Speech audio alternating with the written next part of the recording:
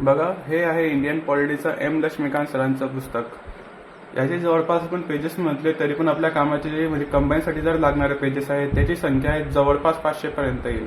आणि तुम्ही विचारत असाल की याच्या हँडरिटन नोट्स तुम्ही कसं काय म्हणजे 50 पेजेसमध्ये या 100 पेजेसमध्ये कम्प्लीट केल्या. तर मित्रांनो, आज मी तुम्हाला स्वतः माझ्या हँडरिटन नोट्स दाखवणार आहे. त्या पद्धतीने तुम्ही बघा की तुम्ही पण कशा नोट्स तयार करायच्या. तर हे बघा, त्या मी माझ्या स्वतःच्या हँडरिटन नोट्स आहे कोणाच्या कॉपी केल्या आणि मी एक एक पॉईंट आणि टॉपिक याच्यामधून म्हणजे लक्ष्मीकांत सरांच्या पुस्तकातून याच्यात कॉपी केलेला आहे. हे बघा, पहिला चॅप्टर आहे आपला म्हणजे ऐतिहासिक पार्श्वभूमी, त्यातील हे नोट्स आहे बघा. त्यानंतर बघा, या प्रकारे म्हणजे पाय चार्ट्स वगैरे काही फ्लो चार्ट्स हे बनवून म्हणजे माझे नोट्स कम्प्लीट केलेले आहेत स्वतःच्या.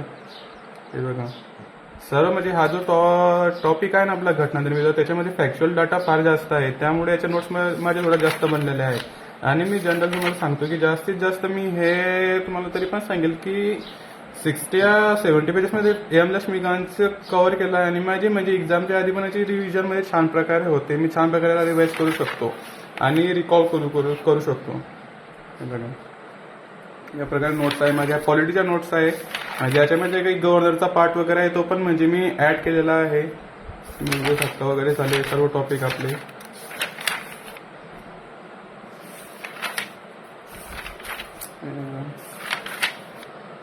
त्याच्यानंतर म्हणजे आपली केंद्र शासनमध्ये काय काय घटक आहेत त्याच्या सर्व नोट्स आहे. राष्ट्रपती, उपराष्ट्रपती.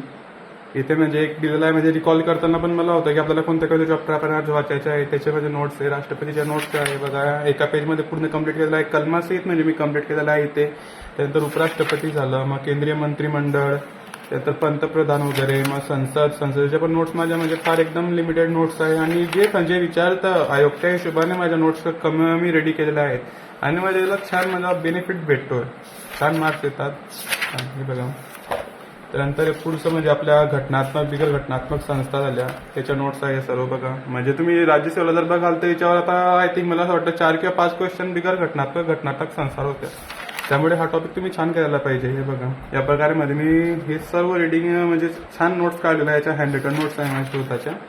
लोकपाल लोकायुक्त, त्यानंतर हे पुढचं आणि भाग आहे. याच्यावर पण प्रश्न भेटतोच आपल्याला. एक तरी प्रश्न याच्यावर कंबाईनला तर आय थिंक 2 या 1 प्रश्न भेटतो. आणि राज्यसेवेला जर लक नाही आला तर याच्यावर पण क्वेश्चन भेटू शकतो आपल्याला. काय सर्व या प्रकारे नोट्स आहे माझ्या पॉलिटीच्या. आणि मी अशा प्रत्येक विषयाच्या म्हणजे एक नोटबुकमध्ये 2-2 विषय कव्हर केलेले आहेत आणि छान नोट्स मध्ये रेडी केलेले आहेत. आणि स्वतःच्या अक्षरामध्ये लिहिल्यावर म्हणजे मला छानच वाटतं की माझ्या अक्षरामध्ये मी एवढं खास लिहू शकतो, नोट्स करू शकतो, तर छान वाटतं. ओके, धन्यवाद.